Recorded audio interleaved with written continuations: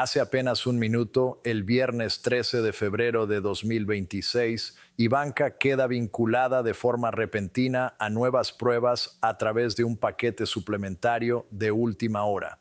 En cuestión de minutos, Trump pasa al ataque y casi de inmediato el juez deja entrever el siguiente movimiento. Tan rápido, de hecho, que toda la jornada se convierte en una cuenta atrás. Y cuando un día se transforma en un reloj, los errores empiezan a aparecer al mismo tiempo en público y en el expediente judicial. El expediente ficticio que seguimos se sitúa en el Tribunal de Distrito de los Estados Unidos para el Distrito Este de Manhattan. A las 9:03 de la mañana, hora del este, la oficina judicial publica una actualización, un aviso de pruebas suplementarias acompañado de una solicitud de conferencia acelerada. Conviene detenerse aquí. Siempre que estas dos expresiones aparecen juntas, pruebas suplementarias y conferencia acelerada, no es casualidad. Significa que una de las partes está pidiendo al tribunal que deje de tratar el asunto como un trámite ordinario y empiece a verlo como un riesgo procesal. Y lo relevante no es el titular, porque todos recortarán nuevas pruebas. Lo importante es lo que el paquete afirma que esas pruebas hacen. Supuestamente estrechan la línea temporal, vinculan la intención con la secuencia de los hechos y obligan al juez a decidir si el siguiente paso debe ser una orden limitada o un cambio más amplio en la postura del tribunal. Veamos primero la cronología condensada, porque así funciona este formato. El sábado por la noche aparece una anotación sellada que hace referencia a la presentación prevista de registros autenticados. El domingo por la mañana, la parte demandante envía una breve carta afirmando que ha confirmado nuevos materiales que requieren una revisión inmediata. El lunes por la tarde, la defensa presenta una respuesta de apenas 2 páginas, demasiado corta para estar cómoda, solicitando que se rechace la presentación por su carácter perjudicial en cuanto al momento elegido. El lunes por la noche, la parte demandante presenta igualmente el material. El martes por la mañana, la Secretaría lo publica y el juez concede una conferencia para ese mismo día, 3 días. Eso es todo lo que necesita un caso para pasar de una narrativa controlada a una aceleración procesal. Cuando esto ocurre, casi siempre hay una razón subyacente. El tribunal considera que algo podría perderse, alterarse o malinterpretarse si no interviene de inmediato. Un poco de contexto es imprescindible. En esta versión ficticia, Ivanka es una figura de alto perfil situada entre el mundo empresarial y el político, que se enfrenta a acusaciones que combinan conducta financiera y declaraciones de cumplimiento normativo. El entorno de Trump intenta mantener el relato público simple: política, persecución, unidad familiar. Mientras tanto, el relato jurídico se vuelve cada vez más complejo: secuencias, registros, preservación de pruebas, intención. Según la parte demandante, esta mañana han obtenido registros autenticados de un tercero que conectan a Ivanka con una cadena concreta de acciones que la defensa había descrito previamente como indirectas, administrativas o gestionadas por otros. Y aquí la palabra clave es conectan. No sugieren, no insinúan, conectan, porque es la conexión la que derrumba la negación plausible. ¿Y qué contiene realmente este nuevo paquete de pruebas? No se trata de un vídeo impactante ni de una confesión dramática. Es el tipo de material que mueve a los tribunales: metadatos de comunicaciones, elementos de agenda y sincronización de transacciones. Imagínelo como una cuerda de 3 cabos. El primero es un resumen de registros de comunicaciones de un proveedor de servicios, con rutas y marcas temporales. El segundo es un extracto de calendario que muestra una secuencia de reuniones que contradice el encuadre público previo de la defensa. El tercero es una cadena de notas de cumplimiento asociadas a una transacción que la defensa había descrito como rutinaria. Por separado, cada elemento podría explicarse. En conjunto, el paquete sostiene que forman un patrón que apunta a conocimiento y planificación. Y en el momento en que un patrón así se coloca ante un juez, su función cambia. Deja de gestionar plazos y pasa a gestionar credibilidad. Eso es lo que estamos observando. Aquí entra el gancho, el elemento que hace que este formato funcione. Trump pasa al ataque casi de inmediato. No porque el ataque sea siempre eficaz, sino porque es la herramienta en la que confían los operadores políticos cuando sienten que el terreno se mueve bajo sus pies. A las 9:16 de la mañana, en este relato ficticio, se publica un comunicado desde su entorno en una plataforma social. Breve, agresivo, con un tono familiar. Sistema corrupto, enemigos políticos, persecución injusta, familia bajo ataque. La base escucha fortaleza, los abogados escuchan riesgo y el juez, si ese mensaje entra en la sala, escucha ruido que no responde a la pregunta central del expediente, que muestra el registro y puede preservarse adecuadamente. Aquí se produce la fractura habitual en cualquier operación de alto perfil. El ala política busca dominar los titulares.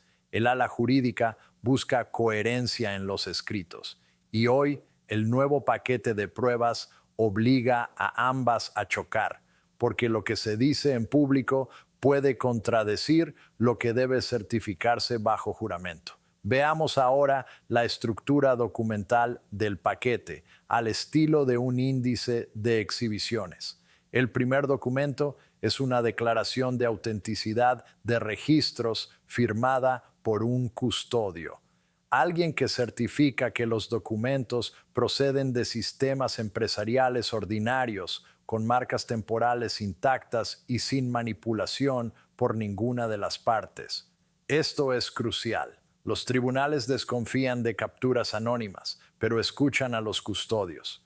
El segundo documento es el aviso de pruebas suplementarias, esencialmente una notificación al tribunal. Tenemos nuevo material, creemos que es relevante y solicitamos orientación sobre su alcance. El tercer documento es la propuesta de orden y ahí es donde se ve lo que realmente se pretende. Una certificación de preservación, una revisión acelerada en cámara de las disputas sobre privilegio y una producción limitada de campos específicos de metadatos. Nada de esto suena cinematográfico, pero es decisivo, porque los metadatos son el suero de la verdad de cualquier línea temporal. Se puede discutir el significado de un mensaje, pero es mucho más difícil discutir cuándo un dispositivo accedió a una cuenta, desde dónde y en qué secuencia, cuando el registro está debidamente autenticado. Entonces, ¿qué es exactamente lo que este paquete afirma que vincula a Ivanka? En esta narrativa ficticia la conecta con una ventana de decisión muy concreta de aproximadamente 72 horas, durante la cual se modificó la estructura de una transacción, se alteraron los canales de comunicación y se produjo una secuencia de reuniones que la defensa había descrito anteriormente de otra manera. La teoría de la parte demandante no se basa en un único acto aislado. Se basa en patrón más planificación. Y es precisamente por eso por lo que el juez señala un movimiento rápido. Las teorías basadas en patrones suelen requerir preservación inmediata, antes de que ese patrón pueda diluirse o quedar oscurecido. Aquí es donde conviene introducir el elemento incómodo, el que complica el relato. Lo que hace que este caso sea especialmente enredado es que el paquete de pruebas en esta historia ficticia no solo implica a Ivanka, también ejerce presión sobre el equipo que la rodea. Plantea la posibilidad de que asesores, personal o intermediarios hayan participado en la canalización, redacción o sincronización de determinadas acciones. Y en el momento en que la lealtad interna adquiere relevancia jurídica, las personas empiezan a reconsiderar cuidadosamente qué están dispuestas a declarar bajo juramento. Ahí no surge el pánico por culpabilidad, sino el pánico por exposición. Este formato también exige detenerse en lo que casi nadie está destacando, Y es esto, la historia principal no es el comunicado agresivo ni el choque en redes sociales, es la postura del juez, porque a las 9:41 de la mañana, en esta cronología ficticia, el juez emite una breve orden concediendo la conferencia acelerada e instruyendo expresamente a ambas partes para que estén preparadas para abordar tres cuestiones muy concretas: el estado de la preservación de pruebas, los desafíos a la autenticación y el alcance más estrecho posible de cualquier medida inmediata. Los jueces no enumeran esas tres categorías por casualidad. Lo hacen cuando ya están considerando seriamente endurecer el control procesal. Y la expresión "el alcance más estrecho posible para una medida inmediata" es especialmente reveladora. Indica que el tribunal busca una actuación que pueda justificarse como puramente procedimental, no como una respuesta de carácter político. Así es como los jueces protegen su legitimidad en casos de alta visibilidad. Avanzan, pero lo hacen de forma limitada hasta que las circunstancias les obligan a ampliar el paso. El problema para la defensa es que el ataque público de Trump puede hacer que movimientos procesales estrechos parezcan mucho más amplios de lo que realmente son, porque politiza el ambiente. Por eso, en esta historia ficticia, dentro de la hora siguiente aparece un segundo comunicado, esta vez de un portavoz distinto, con un tono más jurídico y más centrado en el proceso. Se afirma que se responderá directamente ante el tribunal y se rechaza cualquier tergiversación del expediente. Ese patrón de dos voces, primero agresiva, luego cautelosa, es el sonido inconfundible de una organización que está reaccionando a contrarreloj. Indica falta de alineación interna. Los guiones de este tipo siempre incluyen un segmento de equilibrio, y es importante hacerlo bien. Para ser justos, los paquetes de pruebas tardíos pueden utilizarse de forma táctica. En ocasiones, las partes eligen deliberadamente el momento de las presentaciones para maximizar la presión. Las figuras públicas son objeto de un escrutinio mucho más intenso que los acusados ordinarios, y las afirmaciones de autenticación, aunque convincentes, pueden impugnarse por su contexto o por su supuesta incompletitud. También es cierto que en muchos casos de alto perfil, la cobertura mediática va por delante de lo que el expediente judicial puede demostrar realmente. Ese escepticismo es sano. Pero aquí está el punto de inflexión. Independientemente de las motivaciones, el tribunal tiene la obligación de proteger la integridad del proceso. La preservación de pruebas no es opcional, la franqueza procesal no es opcional, y si un paquete de pruebas crea un riesgo plausible de que el registro pueda ser disputado, alterado o malinterpretado más adelante, los jueces suelen actuar pronto para fijar el terreno. Eso no es castigo, es prevención.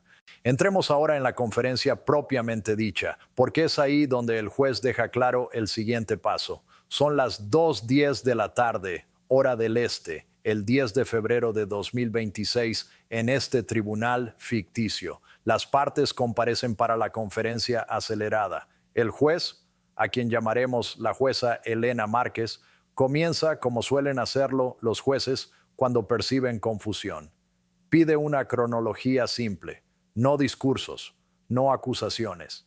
Quiere saber cuándo se tuvo conocimiento de los registros, cuándo se solicitaron, cuándo se recibieron y qué se le pide al tribunal que haga en ese mismo momento. La parte demandante responde con una cronología precisa y se apoya firmemente en la declaración del custodio. La defensa objeta por el momento elegido, alega perjuicio y describe el paquete como una emboscada procesal. Entonces llega la pregunta que revela el enfoque del tribunal. ¿La defensa impugna la autenticidad, la relevancia o el alcance? Porque no son el mismo combate. La autenticidad se refiere a si los registros son reales, la relevancia a si importan, el alcance a cuánto debería ordenar el tribunal ahora mismo. Ahora, en este escenario ficticio, la defensa evita cuestionar de forma frontal la autenticidad. Acusar de falsedad a registros respaldados por un custodio es un paso serio y arriesgado.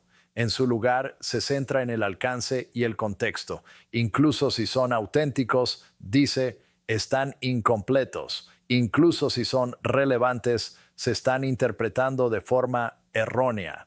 Incluso si son oportunos, podrían abordarse en el calendario ordinario de alegaciones. Es una postura defensiva clásica. La siguiente intervención del juez deja claro que no comparte la idea de que esto pueda esperar. Señala algo en la línea de: hoy no voy a resolver sobre el fondo, pero sí voy a resolver sobre preservación y proceso. Y a continuación emite una directiva procedimental rápida. En un plazo de 48 horas, la defensa debe presentar una certificación jurada de preservación que cubra categorías específicas. En 72 horas, la parte demandante debe entregar una lista acotada de los campos de metadatos solicitados. En 5 días, el tribunal llevará a cabo una revisión en cámara de los elementos más controvertidos para decidir si las alegaciones de privilegio están debidamente formuladas. Ese es el mensaje. El tribunal está diciendo: el siguiente movimiento no es teatro político. El siguiente movimiento es control procesal más estricto. Y ahí radica el verdadero cambio. Y cuando un juez reduce la controversia a certificaciones, índices y revisiones en cámara, el campo de batalla se desplaza del ruido público a los escritos jurados. Es en ese terreno donde los equipos empiezan a tensarse, porque las declaraciones bajo juramento exigen alineación interna. Y la alineación es difícil cuando existen múltiples centros de poder: estrategas políticos, abogados, asesores y voces familiares con influencia propia. Aquí entra el coro de expertos, un recurso habitual en este tipo de análisis, porque aporta una jerarquía de autoridad. Un exfiscal federal señala que cuando un juez ordena certificaciones de preservación tras la presentación de pruebas suplementarias, suele deberse a una preocupación por el riesgo de destrucción de pruebas o por una deriva en la franqueza procesal. Un especialista en informática forense recuerda que muchos creen que la eliminación de datos pone fin a una historia, cuando en realidad los metadatos suelen ser su punto de partida. Un abogado defensor especializado en delitos económicos advierte que el peor momento para una defensa de alto perfil llega cuando el foco deja de estar en las acusaciones y pasa a centrarse en la línea temporal. Y un profesor de Derecho Constitucional subraya que la retórica ofensiva en público puede complicar la posición ante un tribunal que está enfatizando el procedimiento. Y hay un punto en el que incluso voces de ambos lados coinciden. Cuando un juez señala movimientos procesales rápidos, la estrategia inteligente es bajar el volumen en público y ser extremadamente preciso en privado. Ampliemos ahora el enfoque, porque este tipo de guión siempre eleva el relato del drama personal al impacto sistémico. ¿Por qué debería importarle todo esto al público? En primer lugar, porque los casos de alto perfil tienden a modificar el comportamiento base de los tribunales. Si los jueces comienzan a endurecer la preservación de pruebas y a ordenar conferencias aceleradas en asuntos de gran visibilidad, resulta más sencillo justificar medidas similares en casos ordinarios en el futuro. En segundo lugar, porque el ecosistema político suele responder a la aceleración judicial con mensajes de recaudación de fondos y una mayor polarización, y eso acaba influyendo en la dinámica electoral, nos guste o no. En tercer lugar, porque los mercados, los donantes y las instituciones detestan la incertidumbre, y pocas cosas generan tanta incertidumbre como un proceso judicial que de repente se acelera. Pero hay una dimensión incómoda que este relato no puede eludir. La historia no trata únicamente de si alguien actuó de forma incorrecta, trata de si las personas con poder pueden mantener el control del relato cuando el expediente empieza a hablar más alto que los portavoces. Y en este escenario ficticio, hoy, el expediente ha elevado la voz. Volvemos entonces al núcleo emocional, porque estos análisis siempre acaban ahí. Trump pasa al ataque porque es su reflejo natural y parte de su marca política. Sin embargo, la presentación judicial crea un estrecho corredor de credibilidad por el que no puede abrirse paso a base de fuerza retórica sin correr el riesgo de contradicción. Ivanka, vinculada a nuevas pruebas mediante la teoría de patrón del paquete suplementario, se convierte en el centro de un endurecimiento procesal. El juez señala el siguiente movimiento con rapidez, centrándose en la preservación, la postura frente a la autenticación y un alivio inmediato cuidadosamente delimitado. Y el equipo entra en modo de reacción, porque la unidad pública y la precisión jurídica no siempre son compatibles. Aquí llega el último giro, diseñado para mantener la atención hasta el final. La orden procedimental rápida del juez incluye una referencia a que cualquier parte con conocimiento sobre la custodia de dispositivos está obligada a garantizar su preservación. Es un lenguaje que amplía sutilmente el círculo más allá de una sola persona. No implica culpabilidad, implica responsabilidad. Y cuando la responsabilidad se amplía, las organizaciones se inquietan, porque ahora todos deben actuar con cautela. Por eso, a última hora de la tarde, el tono empieza a cambiar. El comunicado ofensivo sigue publicado, pero aparece un segundo mensaje que subraya el respeto al tribunal. Se indica a los aliados que eviten la especulación. Y dentro del entorno se empieza a repetir una frase conocida: dejemos que el proceso siga su curso. En términos políticos, eso suele traducirse como necesitamos tiempo para ordenar filas. ¿Dónde estamos ahora en esta historia ficticia? A fecha del martes 10 de febrero de 2026, Ivanka queda vinculada a nuevas pruebas a través de un paquete suplementario autenticado. Trump ha optado por el ataque público. El juez ha señalado un movimiento rápido, concediendo una conferencia acelerada y emitiendo directivas centradas en la preservación. Y las próximas 72 horas son más relevantes que los próximos 72 ciclos informativos, porque los siguientes escritos determinarán si el tribunal trata el asunto como un procedimiento rutinario o como un riesgo de credibilidad.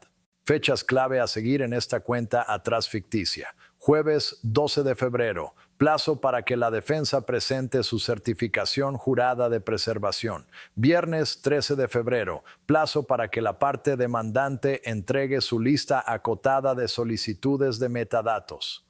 Martes 17 de febrero, sesión de revisión en cámara y conferencia de seguimiento en la que el juez decidirá si el alcance permanece limitado o se amplía. Si las certificaciones coinciden y las disputas se reducen, el caso se estabiliza. Si revelan lagunas o contradicciones, el tribunal endurece su postura y la historia se acelera. Así es como giran estos relatos procesales, y si este formato de análisis le resulta útil, conviene recordarlo.